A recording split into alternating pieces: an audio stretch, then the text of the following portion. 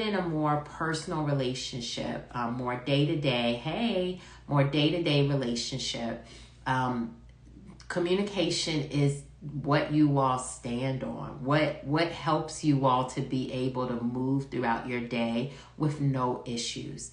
Again, we're talking, this is the Rebuilding Connection series, and we're talking about communication. And so again, communication is essential. It is a major part, it's a major Thank you. That is very, very nice compliment. The secret of my white teeth are to brush them and have very good dental hygiene. Thank you. So back to communication. Again, it's essential to understanding and connecting with someone. Think about when you first start, and we're talking specifically about romantic relationships, romantic, intimate relationships. So think about when you first got into your relationship. Usually there's a period when you are so happy. You are happy. They have your attention. Thank you. They have your attention. You are happy. You are like the butterflies. You're excited to see them. That's all that you think about, is wanting to be with that person. That is like, I like to tell my couples, that is like the best time of the relationship. That is when things are so great. That is when things are going really well, and man, you all are just feeling love, okay? That is a very important time, because usually communication at that time, typically communication is really good at that time. You're getting to know each other. You are getting to know each other. You're interested in understanding each other. So you're listening. You are, sharing openly. You are, again, actively trying to get to know the person. That is the best time in the relationship, okay? Communication is at a peak. And again, it's a really good time because you're feeling really good and you want to know more about this individual. So again, remember, we're talking about rebuilding connection and communication. And so during that time, things are really, really good. But what happens in a relationship, a shift happens, as you all know, and a shift happens, and it can be over small issues, or it can be a major issues. So let's talk about the small issues. And this is when I would like some of you all to chime in. I'm going to name some small issues, but I would like to hear from you, or what are small issues that you can think of that usually cause tension in a relationship, or usually cause communication to slow down. So some of the small issues I'm going to identify, and again, this is not the only issue. It's just, it can be ongoing. In a new relationship, texting preferences. These are some of the things you hear couples complain about. Some couples texting or calling, the phone. Some individuals prefer that you keep a detailed record or that you keep them in the know of what's going on in their day. Some people are really big on, they like to know everything that's happening to you. They like to essentially keep tabs on you. That always sounds like a bad thing, but they like to know what's happening to you throughout the day. Some people are like, if I tell you I go to work at 9, I get off at 5, that's my day. And I'll talk to you maybe going to work, and then I'll talk to you when I get home. So there you already have its differences in how people communicate in terms of their preferences. Some people are very much big on social media. They may be very public on social media, and their partner is very private. These are, again, small issues that come up for couples that can often hurt their communication. Some individuals prefer to be more independent in terms of how their time is spent. They like to plan things out. They like to make sure they have a schedule. Some people are like, I don't like to plan. I just want to kind of show up and just kind of see how the day goes. Or I think about my plans the moment I wake up that day. I don't really plan things in advance. And so again, these issues can cause, these different ways of interacting can cause issues in the relationship.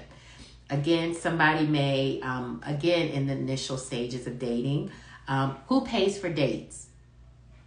Again, small issues that can build up, small issues that can affect communication.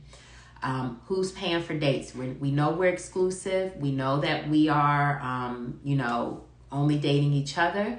So now, does it shift in who's paying for dates? And then also, this also is a small issue, and the list can go on. Again, who is spending, how do you like to spend your time? Some people are very independent. They like to be by themselves a lot. Once or twice a week with their partner is significant for them. Whereas their other partner is like, I thought we were going to share all our hobbies together. I thought we now are doing everything as a couple, as a unit. So again, spending your quality time can be a small issue that can pull at a couple. Larger conflicts. Anybody have anything else they want to add to what are some of the small issues that can come up that can affect communication? Stay focused. Right now, it is about this rebuilding communication. That's what this presentation is about. Rebuilding communication, rebuilding connection with your partner, and rebuilding communication. If you are interested in services, thank you. If you are interested in services, then I will let you know. Hey girl, I will let you know how you can set up so that we can if you would like to make an appointment. I'll make sure to give you all the website, mendingheartstogether.com, so that you all can, if you are interested in making speaking with me further. Okay, so again, we're now talking about larger. All right, so I hit everything on the dot. Thank you, Bird 1222.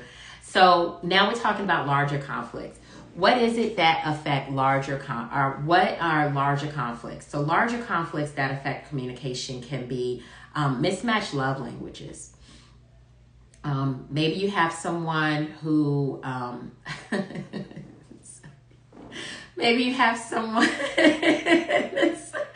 okay, I'm sorry. I don't know if you all know each other, but it's nice if you don't. Welcome to Rebuilding Connection, Topic Tuesday, okay? So again, mismatched love languages. It could be one partner likes quality time, another person likes physical touch. And what happens is if you do not communicate about it, again, it could be a large issue because you feel like your love language is not being addressed in your relationship. Another larger issue is finances, spending habits. How do you spend versus save? Again, these are larger issues that start to really pull at a couple when they do not communicate about them. Jealousy. In terms of looser boundaries, social media likes, maybe you're liking too much on social media, or maybe every time you're out in person with someone, you are engaging in physical touch that is inappropriate for your partner. So again, jealousy, these are issues that can pull at a couple and affect communication. So again, these are larger conflicts that start to happen in your relationship that if communication is not addressed will just pull at you too. So again, so let's go into, anybody else can think of any larger issues or larger issues or conflicts that come up in a relationship that when they are not addressed, they pull at the couple. We talked about mismatched love languages, finances, how you spend your money, jealousy in terms of how you engage with people outside of your relationship. What are the boundaries? Some people have looser boundaries than others. Also, intimacy is another issue, that a larger issue that couples usually fight about, or it's an issue that if it's not communicated about, it pulls at them. How often do you want to be intimate? What's your desire? Often couples' desire levels are very different. So again, these are issues that can come up. So when these issues are not resolved, what happens is it leads to resentment, frustration, mistrust, etc. And what happens is when there's small issues, it just keeps it's like a rock. I like to describe it. I'm very visual. It's like a rock, and it's like it just keeps picking and picking and picking at the relationship. And so what happens is when those small issues are not addressed, it becomes an even bigger issue. And at that point, when it's a bigger issue, it feels like, gosh, man, I didn't even know all this was an issue. You hear, how many times have you heard a couple or in your relationship, someone has said, I never even knew this was a problem. Because what has happened is over time, it's been small things that have eroded at the relationship that were never communicated about. When it's a larger conflict, usually, thank you, girl.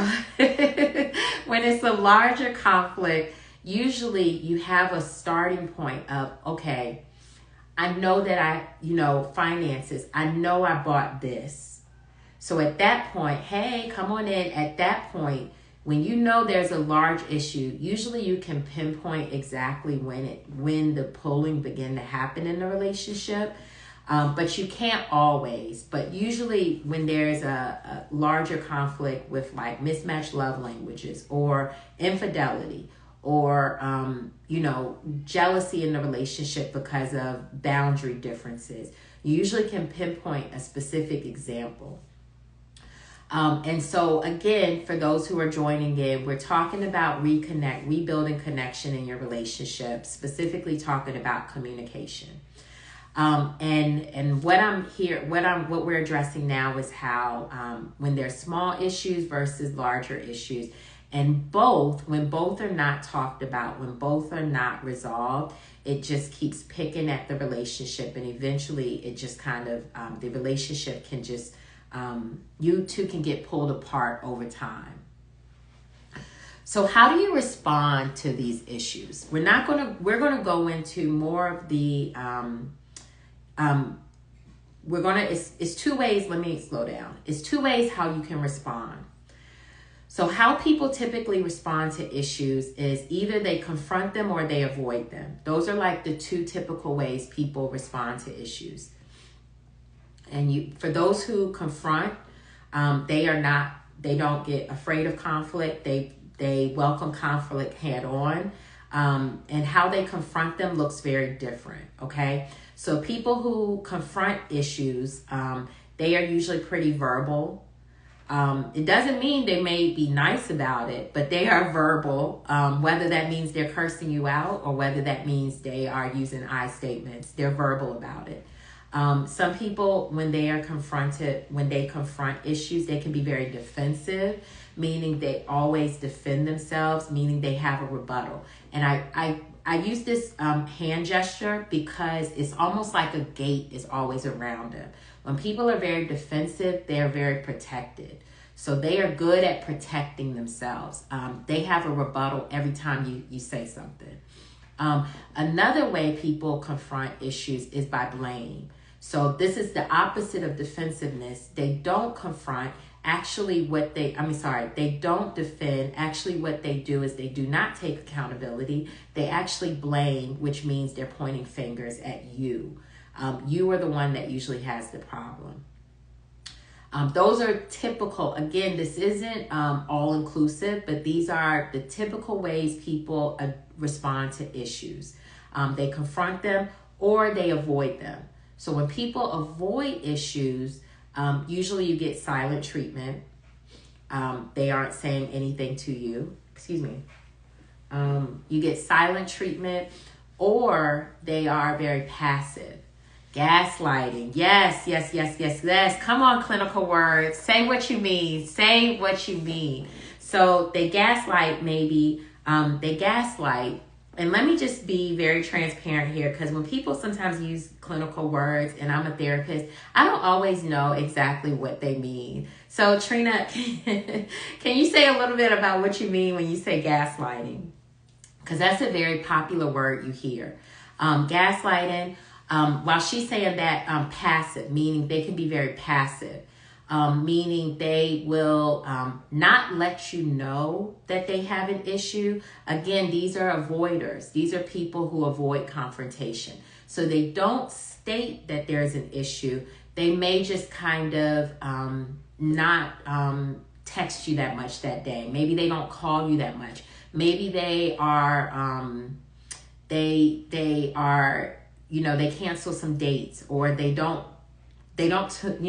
like some of your stuff on social media. What we would call petty, but they're very passive. Maybe they usually will text you every morning and check in and how you're doing, and they stop doing that. Maybe they usually buy you something, send you lunch money or something. They stop doing that. And so those are usually the ways in which they are communicating in what we consider a very passive way, because they're not being clear that there's an issue, but they are changing up in how they engage with you. These are different ways people respond to conflict. They usually confront it, or they avoid it. And so they make you, gaslighting, I believe, is also kind of making you feel like you're the problem. When you're blaming, they will begin to kind of turn it on you, and again, not take that accountability. See, I know a little bit of something. Find 100 ways to complain to your complaint of them and make it your fault.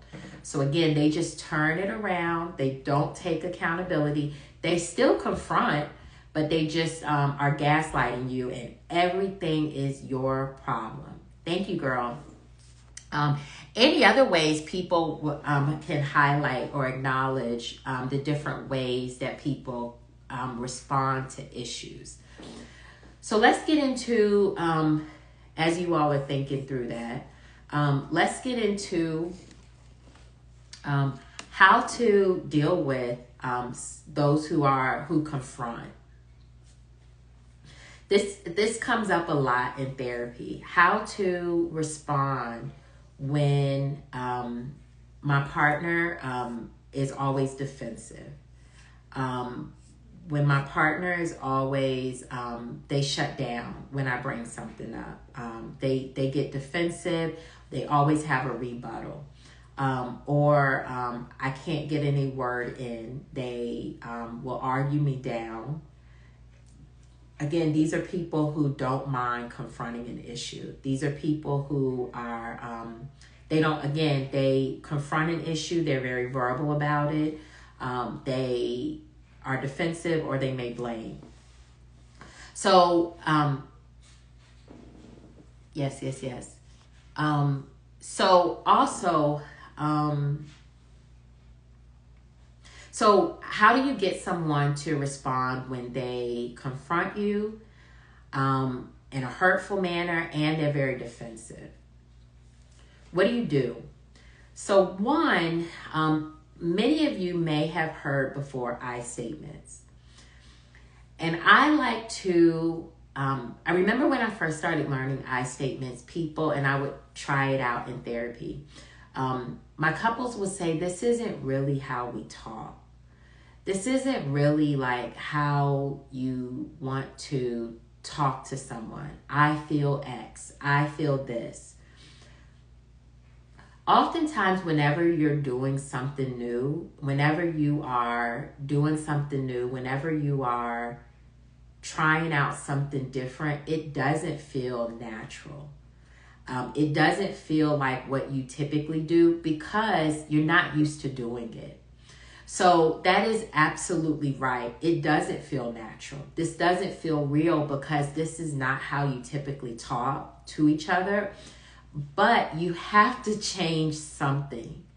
What you're doing isn't working for the relationship, so you do have to change something, okay? In order to communicate and to improve your communication in your relationship, it is going to require you to possibly talk different, say things different, express yourself differently. You have to do something different. Obviously, what you were doing wasn't working.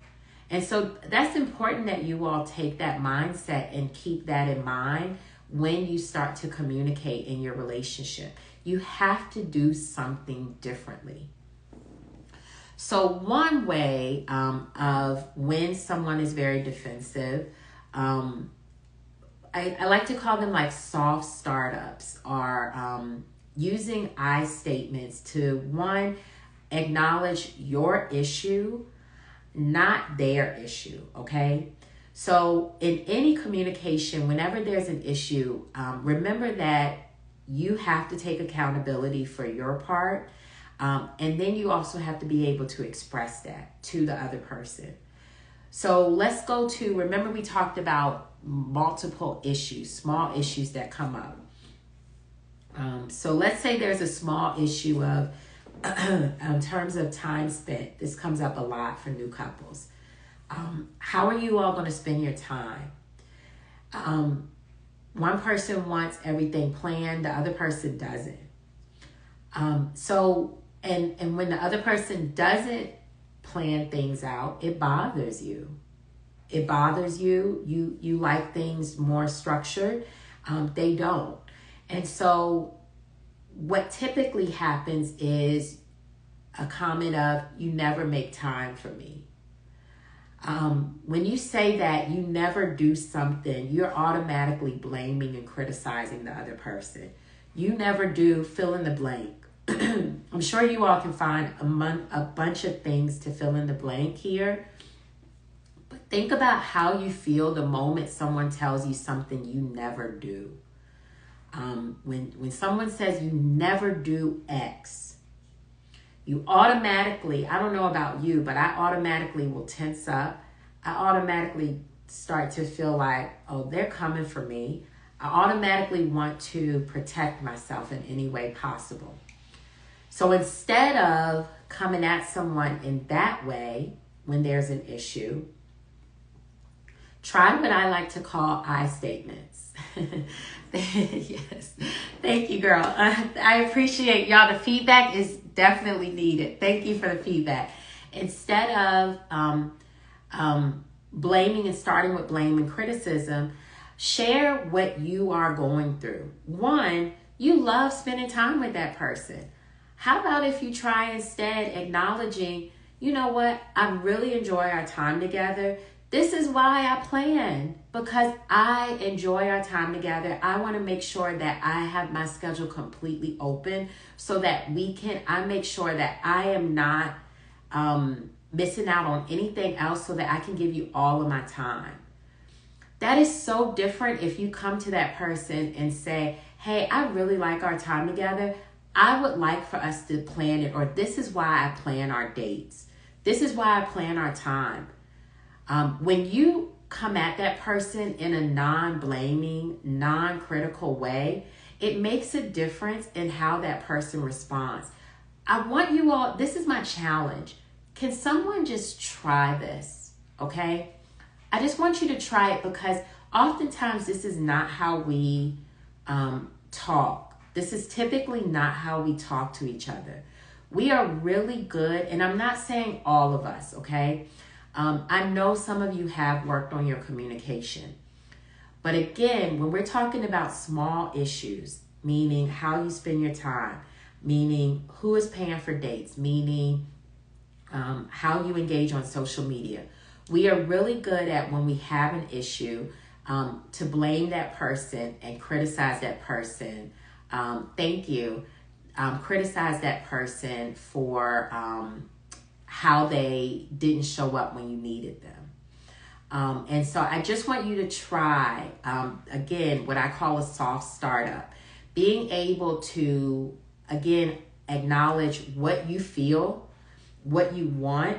I would like more time with you. I love spending time with you. I plan our dates because I want more of your time. Oh, I love the feedback.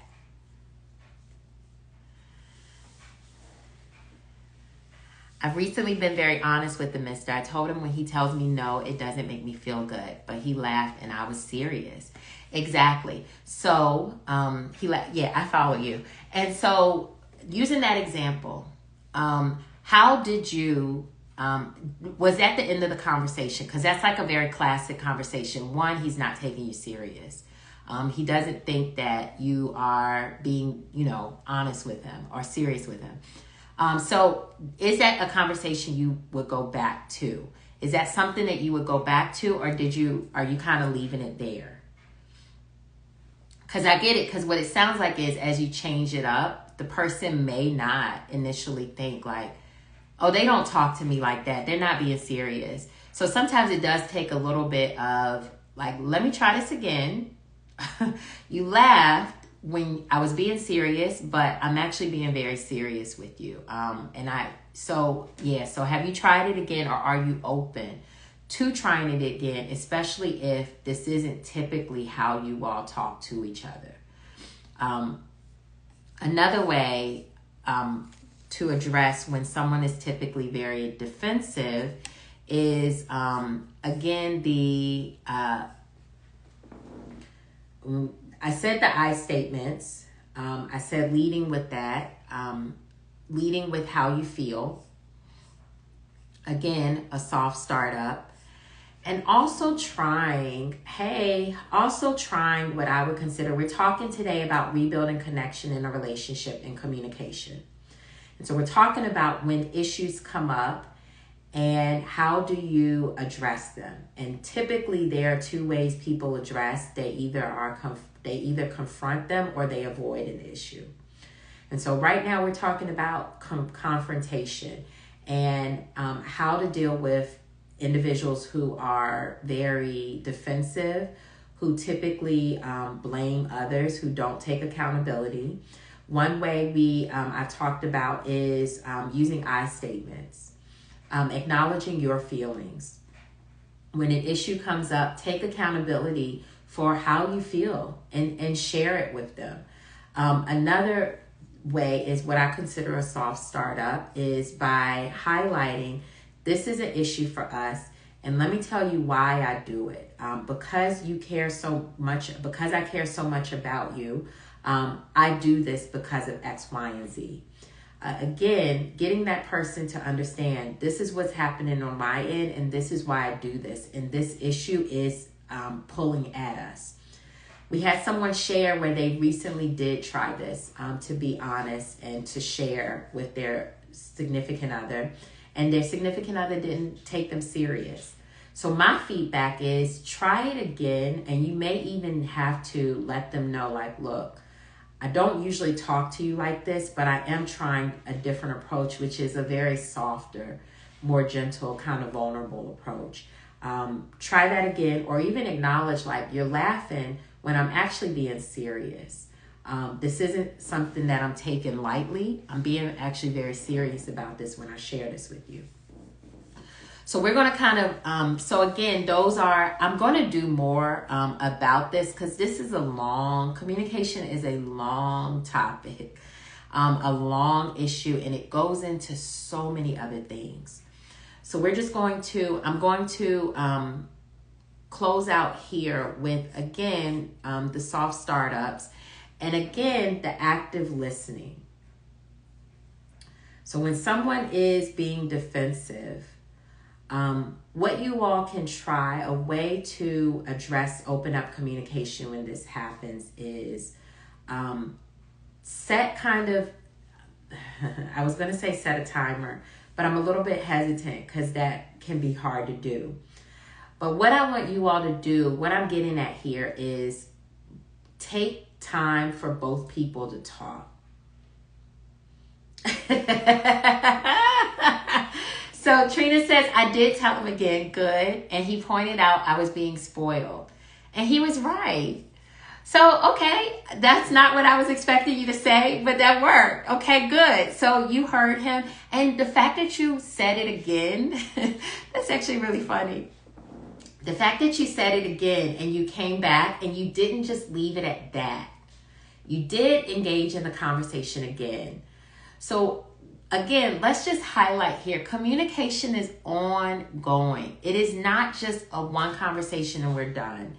It isn't. Remember, you are in a relationship. Communication is ongoing. You have to keep communicating, and then you have to communicate some more, and then you have to communicate some more.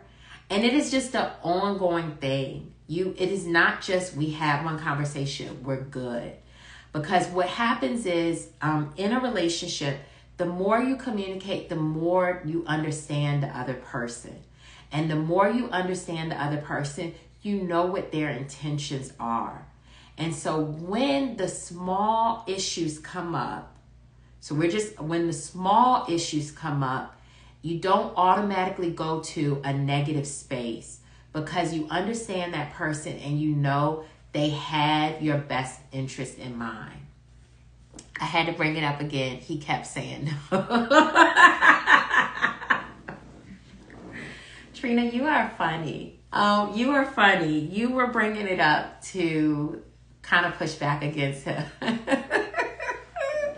Okay, so again, once you know the person's intention, because the communication is so clear, it does help with these small issues. There isn't ever a time when you can say, we never have to communicate about this.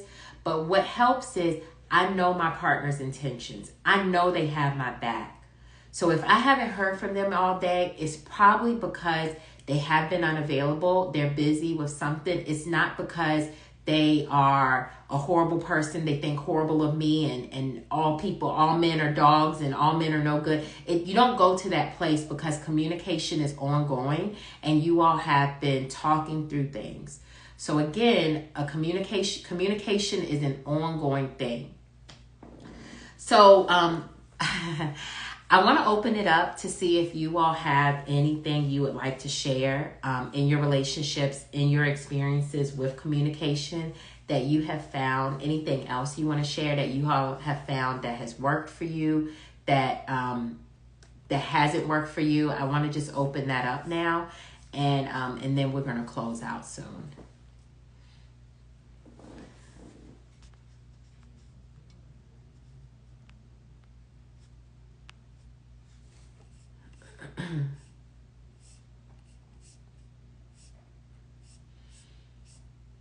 So again, communication is an ongoing thing. It is something that I'm expecting all of you to, in your relationships, to keep doing. It's something that you constantly have to do. Constantly. Oh, your tone helps. That's a good one. Your tone is so important. Your tone helps.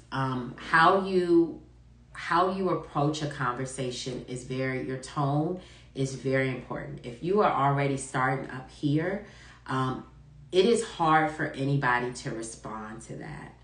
And I get it. I like to raise my voice as well. I have a tendency to raise my voice. So I get that piece, especially when you're very passionate about what you say, about getting your point across.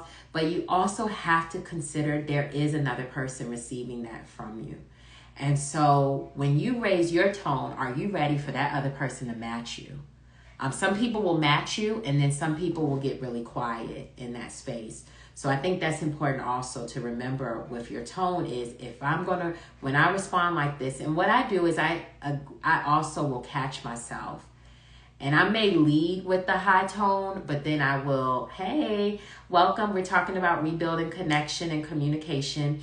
And so if I start with the high tone, I will catch myself and say, let me calm myself down. Because my husband will start to look at me like, who do you think you're talking to in that way? And two, because I know he will match my energy. And what will happen is we don't hear each other because we're elevating. We're just arguing at that point. Another question came up with, how can you encourage your partner to communicate if it makes them feel uncomfortable? Very good question. So initially, my thought is when someone is uncomfortable about communicating, they usually are an avoider, meaning they usually will either give you the silent treatment or they can be very passive, which is the other side of, again, you either avoid or you confront. So when people are avoiders, I was going to get to that more next week, but but to answer your question, what I would say is, for people who are avoiders, you have to constantly check in with them. And what I mean by that is making sure that everything is okay in the relationship. Check-in. Some of my couples do this, and I think this is a really nice idea. They do like weekly check-ins. How is everything going in our relationship? We didn't date this week. We haven't been talking much. So let's just check in. And in that check-in, you are quiet, you are listening, you are giving them an opportunity to share where it's not about, where it's not tense. You're just checking in of like, let's just check in of how the relationship was going. And what I also would say in your check-ins, start with positive things. This is just like anything else. Whenever you are starting with positive, it just helps because you are identifying, oh, I love that we spent time together. Oh, we had a date, or we, caught that movie the other night, or you let me know everywhere you went the other day. I appreciate that so much. You're checking in, you're doing those small check-ins, whether it's every week. You may even need to do it more often than that. Like, hey, how are you feeling in the relationship? I just want to check in. Sometimes I miss stuff. Put it on you. Sometimes I don't always know what's happening. So I just want to check in. Are we good? Are you feeling good? Anything coming up? As you keep doing that, what it does is for people who are avoiders, who are uncomfortable with communication, you're giving them a platform. And again, communication is ongoing. It's not just at one time. This is a constant, you're constantly checking in, constantly to start to help them feel comfortable that they don't, again, they learned this from somewhere. So what you're doing is creating space that I am a safe space for you to talk. I am a safe space. You don't have to give me the silent treatment. You may learn that's what you're supposed to do, but I am that safe space for you. Any other issues? These are good questions you all are bringing up. Any other issues that come up that you all want to share about communication, or things that have worked or have not worked for you?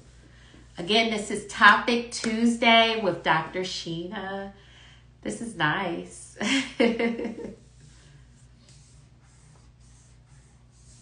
So as you all are talking, let me tell you, again, communication is one of the main things that one of the main reasons couples come in to see me in therapy. So if you, or remember I do family, if you or your family members are having any issues around communication, you don't have to deal with them alone. We can talk about this in more depth and help you all resolve this more in a more kind of private space where you get one-on-one time with me. And what I would say is the way you can do that is by going to my website, www.mendingheartstogether.com. On my website, you will be able to find out you can set up an appointment for a consultation and talk about what the issues are you want to address with me, and then we can work together if it's a good fit. So we're going to wrap up here. It has been so nice talking to everyone today. I love the feedback. I'm here every Tuesday for Topic Tuesday. We're going to continue communication next week. Again, I'm here for Topic Tuesday. Come out 12:30. I'll be here, and then I'll post the follow-up, the video on my YouTube channel, Dr. Sheena, Mending Hearts, okay? Everyone have a great day. Your homework for this week, thanks girl. Your homework for this week, I didn't get to tell you, I'm just finding it, is to actually have, I talked about that check-in. I want you to have a check-in. Do a feeling check-in with your partner at least once this week, okay? Before our next session. That's your homework. Have a great rest of your day, everyone. I'll see you all next week. Bye.